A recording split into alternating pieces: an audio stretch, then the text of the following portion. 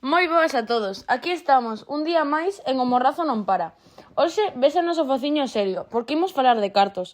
E non dos que atopas no peto dun pantalón vello, senón dos de verdade. Porque sí, aquí moito postureo, moita praia e moito vivir no paraíso, festa e verán, pero detrás de todo isto hai unha economía que ás veces parece que sostense con palillos chinos.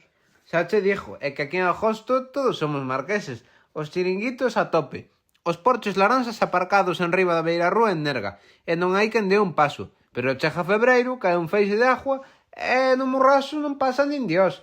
Estamos a pasar do luxo ao apocalipse. Entón, temos aquí a pregunta do millón. Isto é posible ou estamos pegándonos un tiro no pé?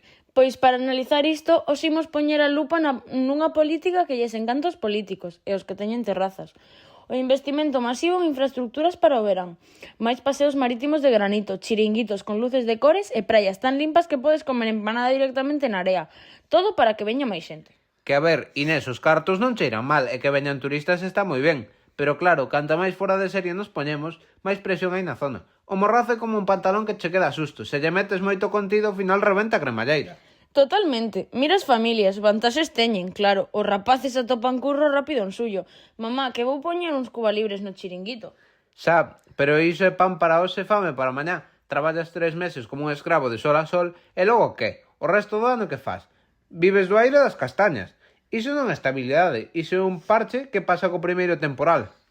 E non me fales da vivenda, Lois, que me sobe o azucre. Co boom do turismo, calquera garaxe con venta convértese nun Airbnb por 150 euros a noite. Tal cual, acabas competindo co aluguer cun señor de Madrid ou de Bilbao, que ten a carteira máis gorda que a túa. Resultado, a xente de aquí ten que marchar a vivir ao barco de Valdeorras, porque no Morrazo xa non hai xente que pague un piso, porque haberá que vender un ril. Estamos botándonos a propia xente do paraíso por 4 pesos. E as empresas, a hostalaría no verán fórrase, fan o agosto, literalmente.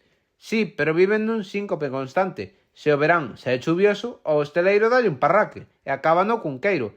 Non hai diversificación. É como xogado ao vermello na ruleta. Se sae negro, quedamos todos en bragas. E os concellos igual, moito ingreso por taxas, pero logo gastan o triple en recoller o lixo que deixan os visitantes e en poñer policía para que a xente non se pelee por un sitio para aparcar preto do con. Ao final, o modelo está máis coso que unha mesa de bar de aldea. Exacto, o modelo verancentrista queda curto e a consecuencia é real. A xente nova, que é a que ten ideas e ganas de traballar, colle a maleta e marcha para a cidade. E vaise porque non hai un emprego estable nin a tiros. E aí entra o noso drama favorito, o envellecemento. Quedan 4 vellos e os gatos. Por iso, hoxe traemos unha proposta. A ver que vos parece. Formación turística adaptada á nosa realidade. Pero formación da de verdade. Non facer camas, senón turismo sostible de alta calidade, de tecnoloxía aplicada, a pesca e de comercio digital para as nosas tendas. Cousas que funcionen todo o ano, non só cando queima o sol. Imos pasar isto polo noso semáforo da viabilidade, a ver se nos poñemos verdes ou seguimos en vermello. O que podemos facer xa, axudas directas ás empresas que contraten mozos da comarca todo o ano, que sexa máis barato ter un veciño traballando que pagar a multa por non facelo, impacto inmediato. Paciencia, que isto vai a modo. Esa formación da que falamos leva tempo montar os ciclos e buscar un instituto e, ademais, que a xente se apunte.